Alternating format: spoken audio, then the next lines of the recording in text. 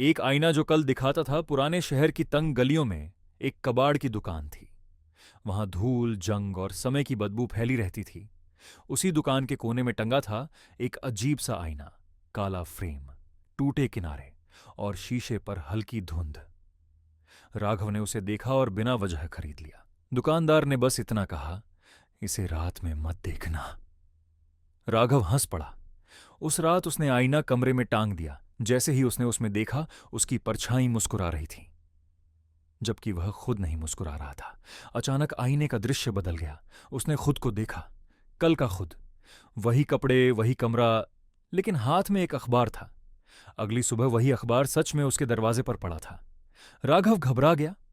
अब वह हर रात आईने में झांकने लगा। आईना कल की बातें दिखाता था। किससे फोन आएगा, कौन मिलेगा, क्या टूटेगा। एक रात उसने कुछ और देखा।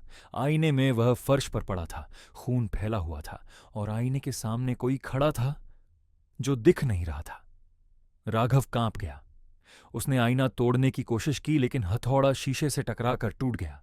आईना हंस रहा था, सच में हंस रहा था। अगली रात आईने में सिर्फ एक शब्द लिखा था, आज।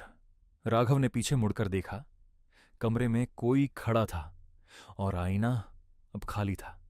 सुबह पड़ोसियों ने दरवाजा तोड़ा। राघव फर्श पर पड़ा था, ठीक वैसा ही जैसा आईने ने दिखाया था। आईना गायब था, लेकिन उसी कबाड़ की दुकान में एक नया आईना टंगा था, जिस पर लिखा था, कल देखना हो तो देखो।